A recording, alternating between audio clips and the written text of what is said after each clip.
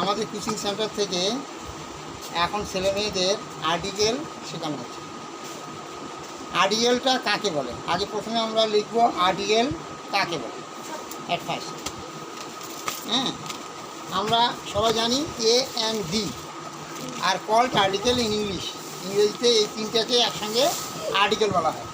হ্যাঁ, যে অ্যাডজেক্টিভটা কোনো শব্দের আগে বসে ওটাকে নির্দিষ্ট বা অনির্দিষ্ট করা বোঝায় তাকে আর্টিকেল বলে। এটা হলো আসল ভাষাটা, বুঝতে পারলি? এবার এই আর্টিকেলটাকে দুই ভাগে ভাগ করা যায়। আর্টিকেলটাকে কয় ভাগে ভাগ করা যায়? দুই ভাগে। আর্টিকেল আর্টিকেল এই আর্টিকেলটাকে দুই ভাগে ভাগ করা যায়। একটা ডেফিনিট আর্টিকেল আর একটা হলো ইনডেফিনিট আর্টিকেল। আর্টিকেল কয় প্রকার? দুই প্রকার। হ্যাঁ, এটা হলো ডেফিনিট, এটা হলো ডেফিনিট আর্টিকেল, ডেফিনিট আর্টিকেল। আর হলো indefinite, indefinite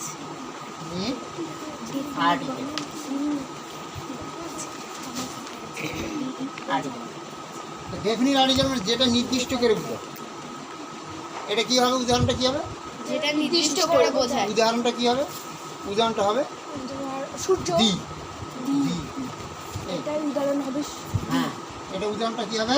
D. D D H D বা দা, ডি বা দা। ডি আমরা কখন উচ্চারণ করব? যদি কোনো নাউনের আগে ভায়েল থাকে, বুঝতে পারলি? তাহলে সেটা কি বলবো? কি ডি। ডি। আর নাহলে দা উচ্চারণটা করবো দা। হ্যাঁ হ্যাঁ, দা হেডমাস্টার, ওখানে দা হেডমাস্টার, বুঝতে পারলি? আর কোনো authority to the, to the authority, to the authority, এখানে এ আছে, তাই ওখানে কোনো শব্দের আগে বা নাউনের আগে যদি কি থাকে, যদি ভায়েল থাকে, তাহলে আমরা ওটা উচ্চারণ করব। এটাকে উচ্চারণ করবো কি? ডি। ডি। নাহলে করবো দা। ঠিক আছে। আর বাকি তাহলে কটা থাকলো? আর থাকলো দুটা। তাহলে এ, এটা হলো এ, আর হলো এন। এটা হলো এ, একটা হলো আর হলো এন। N N. এন না, এন। কি বললাম? এন। এখন এইটা নিয়ে, এই দুটা নিয়ে চন্দ্র, সূর্য, গ্রহ, তারা, হ্যাঁ, ধর্মগ্রন্থ, এগুলোর ক্ষেত্রে কিন্তু কেটে বসবে। ঠিক। আর এই দুটোর ভিতরে আবার একটু ভাগ আছে। এই ইনডেফিনিট যেটা আর্টিকেল, হ্যাঁ, সেটা এই দুটোর ভিতরে একটু ভাগ আছে। কি? এখানে ভায়েলটা যদি শব্দের আগে, কোনো ওয়ার্ডের আগে কি থাকে, যদি ভায়েল দিয়ে উচ্চারণ, যেমন ও ভাগ, তাহলে এন ও ভাগ। এক, এক মানে ডিম, জানিস তো? এক মানে ডিম, তাহলে এর আগে কিন্তু হবে এন, একটা ডিম। কটা ডিম? একটা ডিম। কিন্তু বই, একটা বই যদি বোঝানো হয় এখানে বুক, তাহলে এখানে হবে কিন্তু এগ, কারণ এখানে কি আছে? কনসোনেন্ট আছে, আর এখানে ভায়েল আছে। তাহলে ভায়েল কাকে বলে? আমি কিছুক্ষণ আগে বলছিলাম ভায়েল কাকে বলে। হ্যাঁ, কাকে ভায়েল কাকে বলে? ভায়েল বলে যে বল। যে সমস্ত লেটার যে নিজে সমস্ত নিজে লেটার উচ্চারিত নিজে হতে নিজে পারে উচ্চারিত হতে পারে তাকে তাকে ভায়েল বলা হচ্ছে বলে। ভায়েল। আর যে ভালো করে মনে রাখ, কি বললাম? যে সমস্ত লেটার নিজে নিজে উচ্চারিত নিজে নিজে হতে পারে উচ্চারিত হতে পারে তাকে কি বলা হচ্ছে? ভায়েল। আর কনসোনেন্ট কাকে বলা হচ্ছে? হ্যাঁ, ভায়েলের সাথে উচ্চারিত হয় তাকে বলা হচ্ছে কনসোনেন্ট, তাই না? ভায়েল তাহলে কটা? দুই প্রকার। ভায়েল হলো পাঁচটা। কি কি? হ্যাঁ, এ ই আই ও ইউ। এই কটাকে কি বলা হচ্ছে? ভায়েল। আচ্ছা, আর দুটো আছে সেমি ভায়েল, মানে কিছুটা কনসোনেন্টের মতো উচ্চারণ হয়, আবার কিছুটা তোমার হচ্ছে ভায়েলের মতো উচ্চারণ হয়। সেটা কি? এটা হলো ডাব্লু আর এটা হলো ওয়াই, আর এটা হলো ওয়াই। ওয়াই, এই দুটাকে বলা হচ্ছে কি? Semi vowel. সেমি মানে অর্ধেক, অর্ধ স্বরবর্ণ। এটাকে বলা হচ্ছে কি? অর্ধ স্বরবর্ণ। এটা কি বলা হচ্ছে? অর্ধ স্বরবর্ণ। হ্যাঁ, তাহলে অর্ধ স্বরবর্ণ। এই ভালো তাহলে এবার আমরা বুঝতে পারলাম যদি নাউনের আগে কি থাকে, যদি ভায়েল থাকে, হ্যাঁ হ্যাঁ, তাহলে আমরা কি বসাবো? এন হ্যাঁ, বসাবো। আর না হলে কি কনসোনেন্ট থাকলে কি বসাবো? এ। তাহলে এই দুটো সমস্যা আমাদের সমাধান হয়ে গেল, হ্যাঁ। তাই না? হ্যাঁ। তাহলে আমরা আর্টিকেল কাকে বলে সেটা বুঝতে পারলাম। হ্যাঁ হ্যাঁ, আর্টিকেল হলো কিন্তু একটা অ্যাডজেক্টিভ, এটা কিন্তু পার্সিস্টেন্সের মধ্যে পড়ে কি অ্যাডজেক্টিভ। আর্টিকেলটা হলো কি? অ্যাডজেক্টিভ হ্যাঁ, অ্যাডজেক্টিভ। আমরা তো 8টা পার্সিস্টেন্স পড়েছি, হ্যাঁ হ্যাঁ, হ্যাঁ সেই 8টার মধ্যে কিন্তু এটা হলো অ্যাডজেক্টিভ। অ্যাডজেক্টিভ হ্যাঁ, তো যে অ্যাডজেক্টিভটা কোনো একটা শব্দকে নির্দিষ্ট বা অনির্দিষ্ট করা বোঝায় তাকে বলা হচ্ছে কি? আর্টিকেল। হ্যাঁ, আর ইংরেজিতে 3টা উদাহরণটা হলো কি?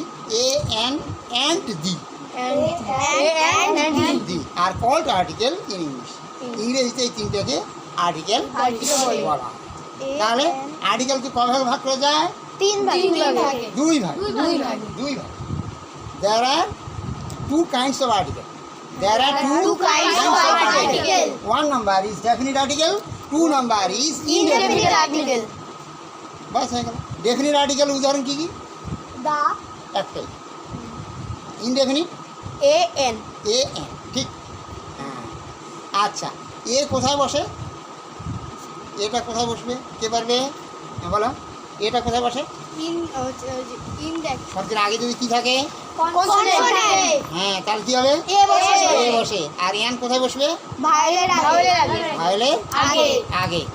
ঠিক আছে, একজন ধরে আমি যাকে ধরবো তখন যে বলবে, হ্যাঁ, তার দিয়ে করে ধরবি, বুঝলি? তাহলে ওটাই আবার ইয়ে করি আজকে। হ্যাঁ, ধর ধর ধর যার দিকে মানে এদিকে করি। হ্যাঁ, ওই দিয়ে কবে আর্টিকেল কাকে বলে? কে বলবে? বল দেখি, হাত করো। বলবি? বল, অসুবিধা না। হ্যাঁ, আর্টিকেল বল কাকে বলে? যে ওয়ার্ড, হ্যাঁ, যে ওয়ার্ড কোনো নির্দিষ্ট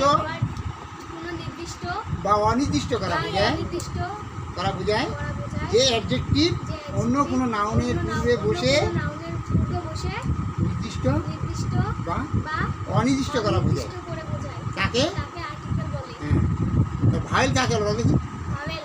যে শব্দ নিজে নিজে উচ্চারিত হতে পারে হ্যাঁ। তাকে ভাওয়েল বলে। ভাইল বলে। কনসোনেন্ট কাকে বলে? এদিকে কনসোনেন্ট কাকে বলে? যে লেটার নিজে নিজে উচ্চারিত হতে পারে না, ভাওয়েলের সাহায্যে উচ্চারিত হয় তাকে কনসোনেন্ট বলে। তুই বল, আর্টিকেল কয় প্রকার, কি কি? আর্টিকেল 2 প্রকার। কি কি?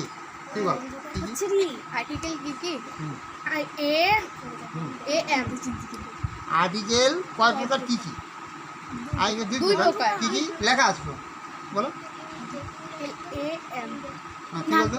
ডিফিনিট সত্যিকার বল।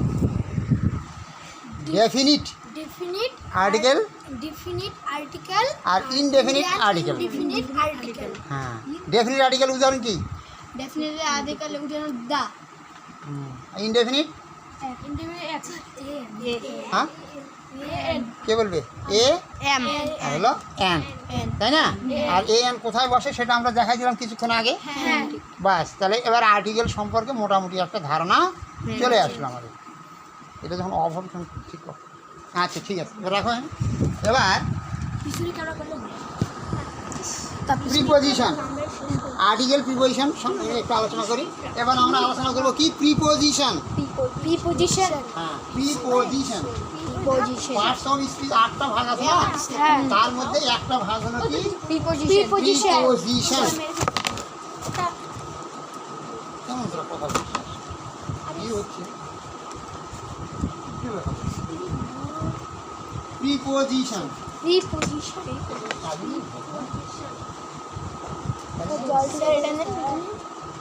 স্যার স্যার ব্লুটা নেন হট কি হচ্ছে স্যার ঠাসা লাগে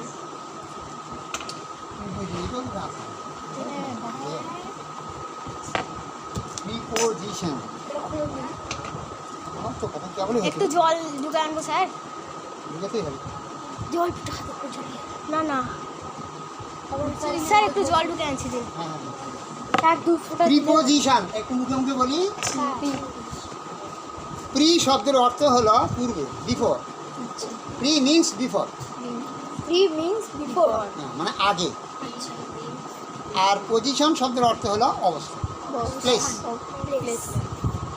প্রিপোজিশন আমরা সবাই জানি, হ্যাঁ তাই না? হ্যাঁ। 8টা পার্টস স্পিচ আছে, তার মধ্যে একটা, তাই না? প্রিপোজিশন। তো এই প্রিপোজিশনটা কোনো শব্দের পূর্বে যখন প্রিপোজিশনটা বসে ওটাকে কী করে, সম্বন্ধ প্রকাশ করে। হ্যাঁ, যে ওয়ার্ডটা অন্য একটা ওয়ার্ডের পূর্বে বসে ওর সঙ্গে সম্বন্ধ প্রকাশ করে তাকে বলা হচ্ছে কি, প্রিপোজিশন। তাহলে প্রি মানে কি বললাম, কে বলবে? বলো, এই ভিডিওটা ধরো। প্রি শব্দের অর্থ পূর্বে পূর্বে, বা বিপরীত। আর পজিশন শব্দের অর্থ কে বলবে? অবস্থান। পজিশন শব্দের অর্থ অবস্থান। প্রি মানে কি বললাম?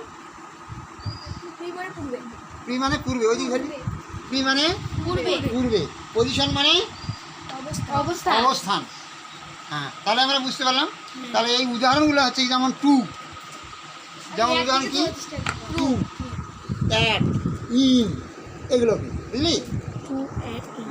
কোনো কিছু আমি দিকে যাচ্ছি তাহলে সেটা টু হয়। আমি স্কুলে যাচ্ছি, I am going to school, হ্যাঁ। হ্যাঁ অ্যাট কোথায় বসবে? যখন সময় বুঝাবে, যখন কোনো সময় বুঝাবে তখন অ্যাড বসবে। অ্যাট বসবে। আর আর কখন?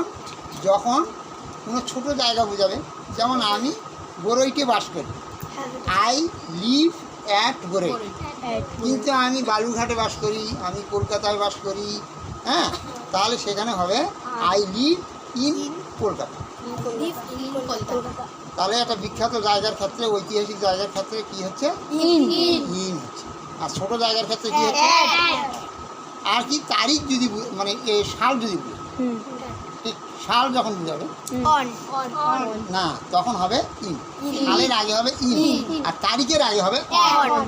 না, তারিখের আগে অন, তারিখের আগে অন, আর সময়ের আগে কিন্তু এক।